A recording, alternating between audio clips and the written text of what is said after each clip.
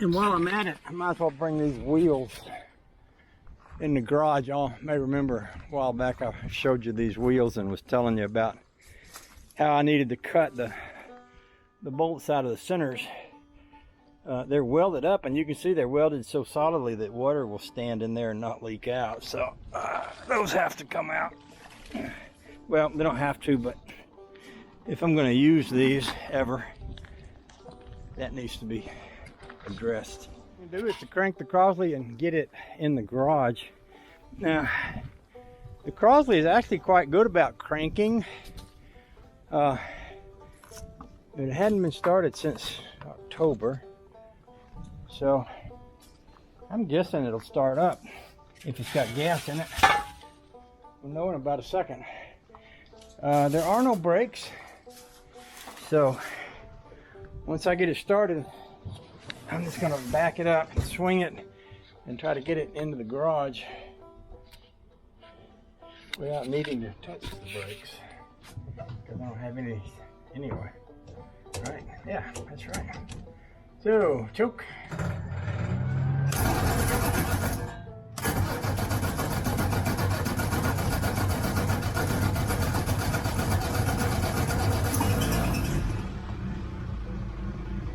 Oh, she's a runner. Now I've got a battery connector plugged in over here, so let me reach over here and unplug that before I take off. It's really an awesome running little car, considering that it gets so little attention.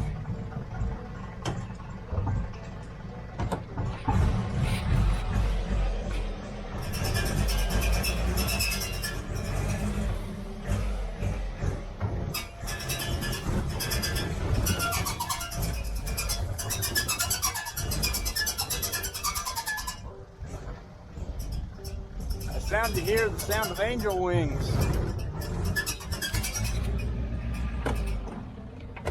That's right, no brakes. Sometimes I say angel wings, sometimes I say fairy wings.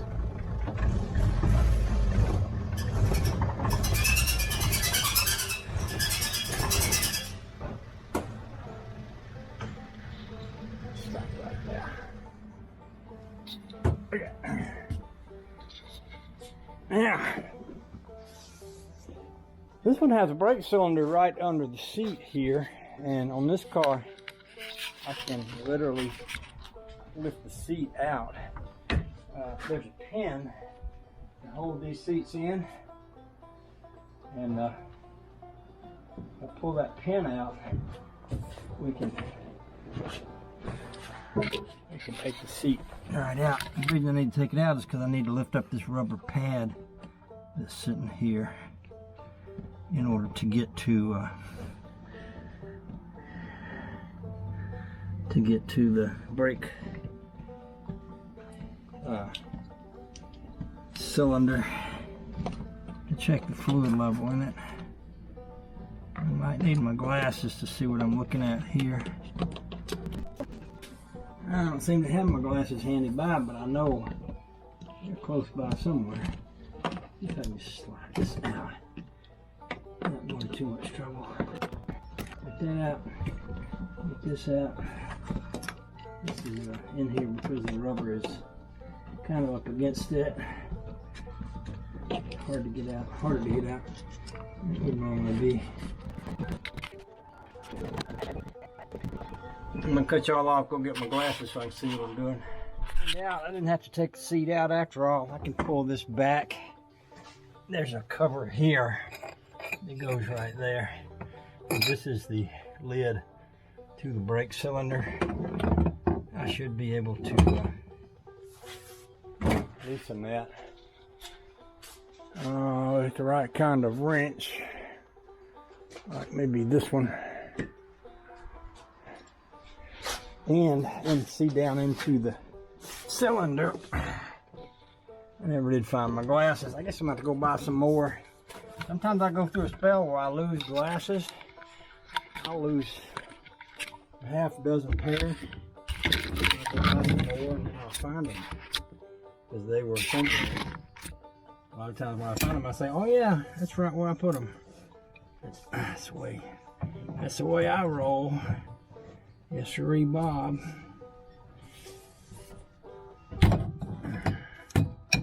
Yes, sirree, Bob. Lots of these Crosleys have disc brakes, and a lot of them don't work all that well, but I don't think this one does. I think I got shoe brakes on this one. I could be wrong, but no matter what I got, they all need brake fluid.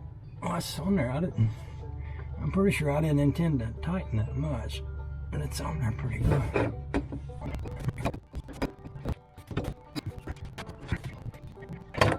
Hard to turn it. Must be like rusted in place or something.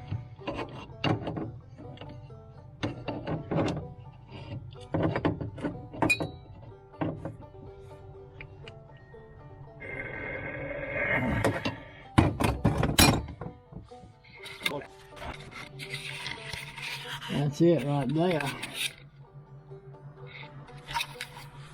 Doesn't look wet.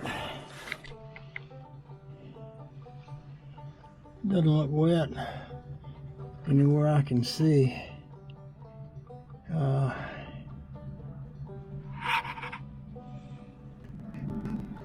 I don't know what this is. I'm looking at this and thinking, what the heck is that? What the heck is that? That's not the clutch, is it? Mercy. I hope not. Could be. Huh. Emergency brake cable? I don't know. Let's see if we can get that off of there. I go back to the top and I'll come up with a different plan, I guess.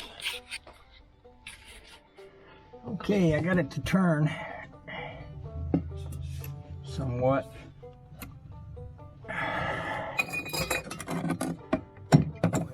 said I did. I thought I did.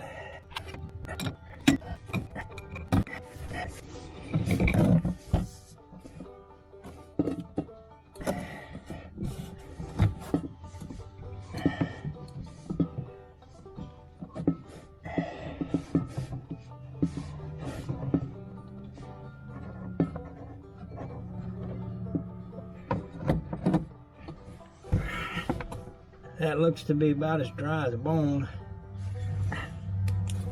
Oh, it's more than dry as a bone. So, I'm willing to bet if I put some brake fluid in that. Sometimes you don't altogether lose your brakes. If you get some brake fluid in there when they go down like that, you can get them to work some more. I got plenty of brake fluid. Turn y'all loose to get it without having this thing fall on you. Brake fluid, .3 ought to be just fine for that. So we might get lucky and still have brakes after I put some fluid in it.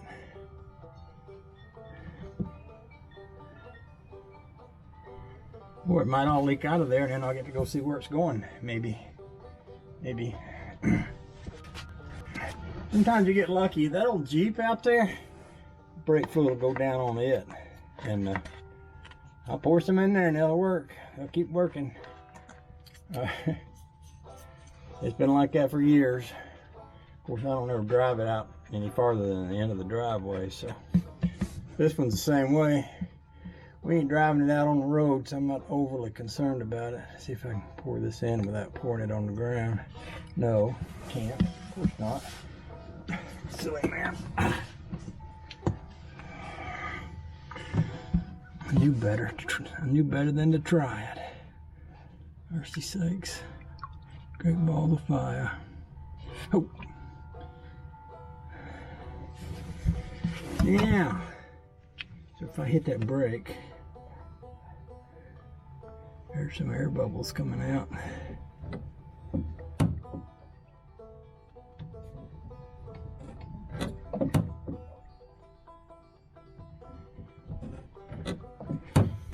Sometimes you can get it to work still.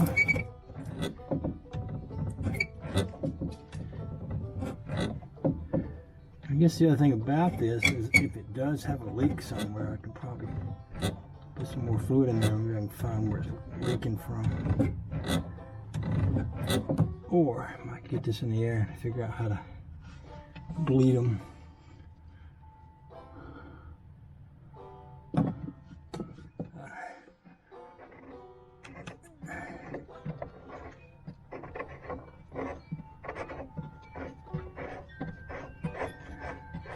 I'm just going to do this finger tight this time.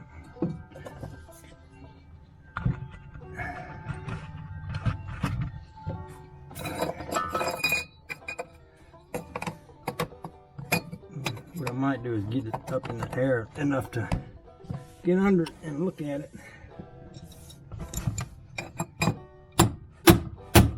See any leakage. Could call Rusty Acres, say, hey Rusty, your car's got a brake problem. He already knows though. That would just be a joke if I did that. Alright. Let's see.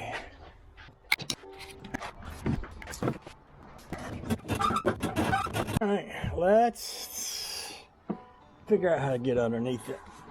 Let's see if we can see any fluid coming out anywhere.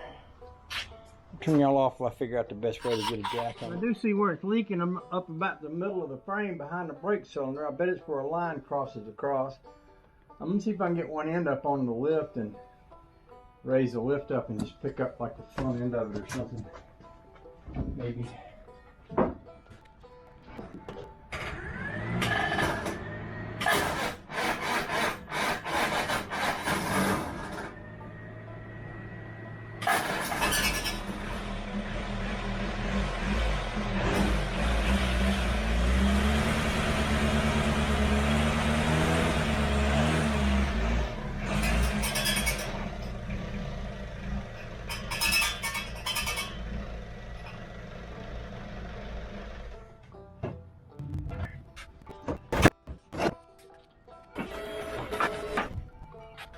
I can probably get under there. Right there. Enough to see it. Let's see. I got it in gear, right? Yeah, I do. Take a piece of cardboard and slip under there. I have something to lay on other than the concrete with brake fluid all over it.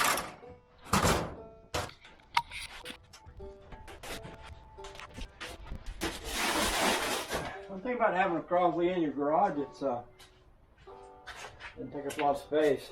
I suppose I could jack the back end up and put a couple blocks of wood under it. But let's go under just to have a little quick preview of what's going on under there, maybe. Oh, joy.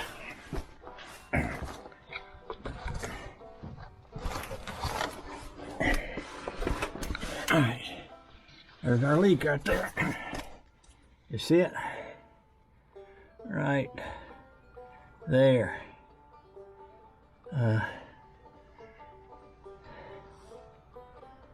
That could probably be a pretty easy fix. It looks almost like there's a line here that's kind of attached right there, and that has galled on the side of it and worn a hole in it. I also see some wet up there, but that's coming out of the transmission. These transmissions don't have seals in them like an American-made. I shouldn't say American-made because this is an American-made car, but a modern car is going to have rubber seals. It's my understanding, I never took one apart, but in reading about them, that the seals on the end of the drive shaft go into a big gonky grease-filled cup, and the grease holds the oil in the transmission. So obviously they're not going to be terribly neat. It may be easier to make a new line. It looks like that line goes from here to there. And to be honest with you, okay, that's going to be a T junction up there.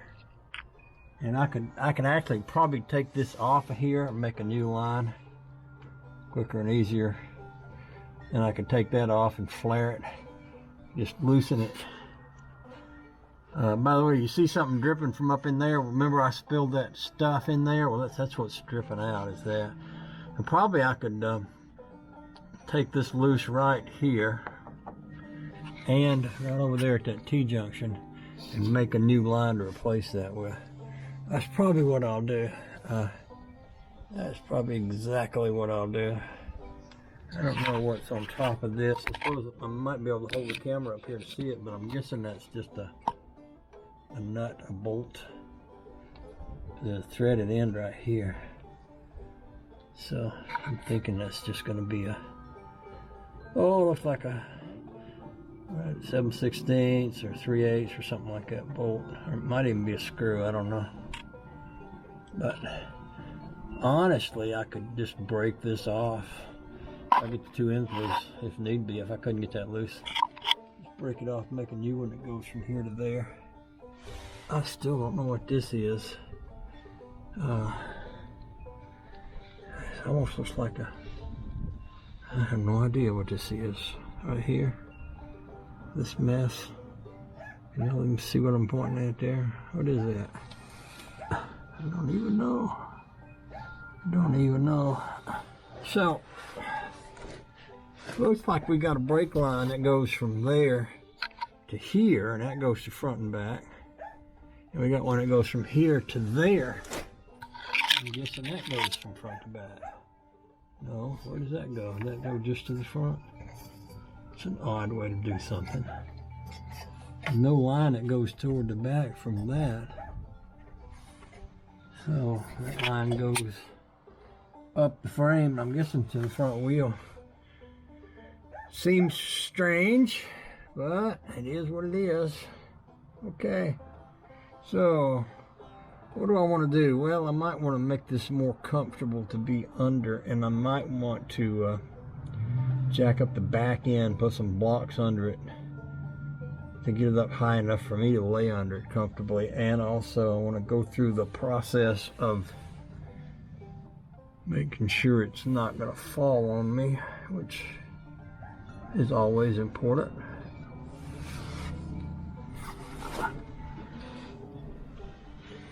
I should also, I don't have my glasses, but I should also spend more time looking here. Just trying to make sure. If I'd have brought a rag, I could wipe this off.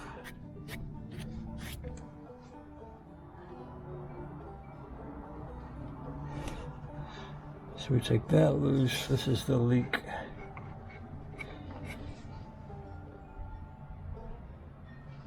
One of those places where you need somebody to mash the pedal for you.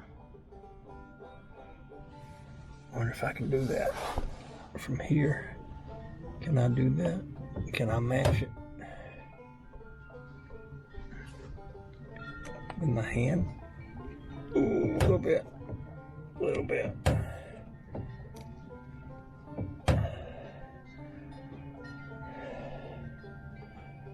Not quite strong enough to do that, but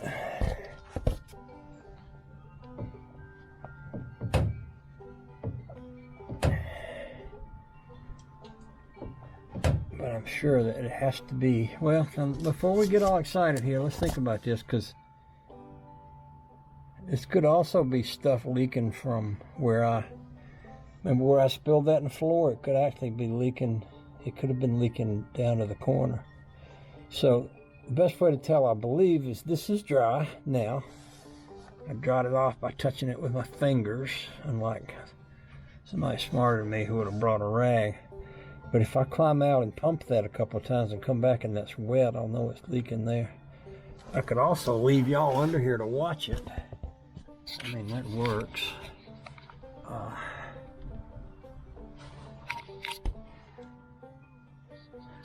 Let me get out from under here, and I'm gonna grab a rag. Here's one. I guess I could go ahead and just pump this a couple times.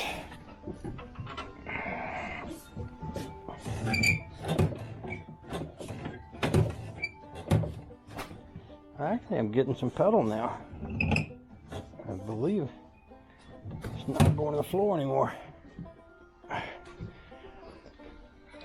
Alright, let's go back and see if we're still leaking in that spot. It'd be weird if this fixed itself. Yeah. So maybe it wasn't leaking there. Maybe that's just where I spilled it and it ran up to the corner and dripped down on that. Right there. Huh.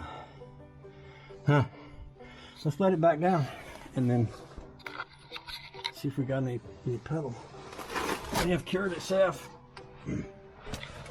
Y'all laugh at me, but I've seen things cure themselves before. Miraculously heals itself rather than having me work on it, because sometimes automotive equipment is scared of me. Because I'm pretty frightening. I can be pretty frightening. This is my lock right there. I have to flip that lock. And it has to be high enough for me to do that. So I've got a little bar over here special for that. This one right here. But sometimes I have to raise this up to get it to flip. Sometimes it's high enough so that I don't.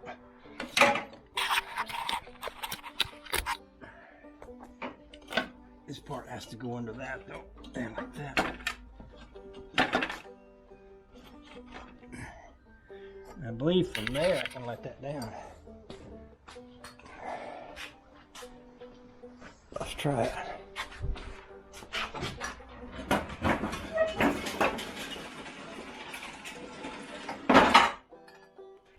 Now let's try.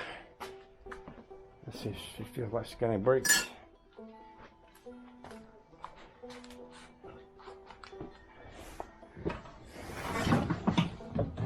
Yeah, I've got some pedal there now. Let's start it up.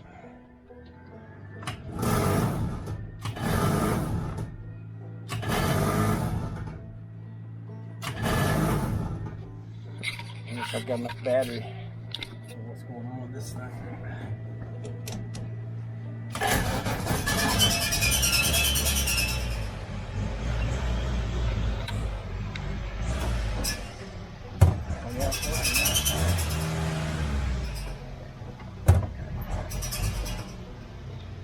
Let me sit y'all out and let you watch me drive it around a little bit.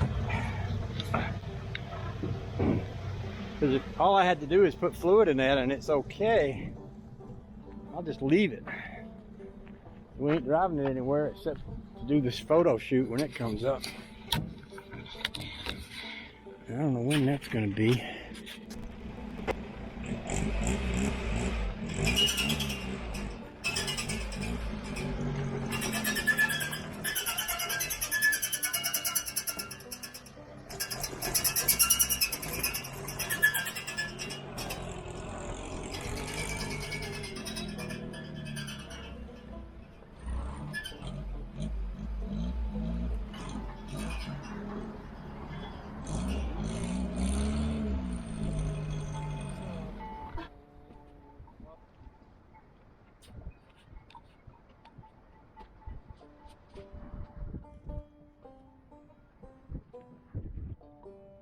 I remembered what I was going to do with that thing. I told Kelly I would set it in the garage facing out so that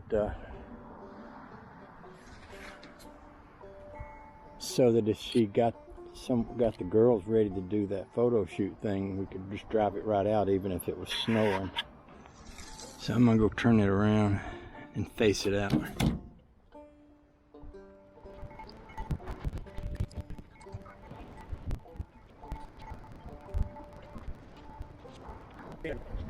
Okay, little change of plans there. That battery wasn't hot enough to crank it again. That car has an alternator on it. The engine, normally, if you're just sitting around with it idling, it doesn't rotate quickly enough to kick the alternator into charge. You have to wind it up, which I don't usually do because I'm not really going anywhere much in it. This battery tender does work, so even though that's a nearly dead battery, that will charge it. So rather than move it out again, I just decided to put it right back where it was and leave it sit and let this charge so that next time, maybe in a day or two, I can come up and crank it and spin it around. That'll work. It's all about doing the easier thing here. And speaking of the easier thing, I ought to go look online and see if I can get me a new power steering hose for this baby. Oh, the joy.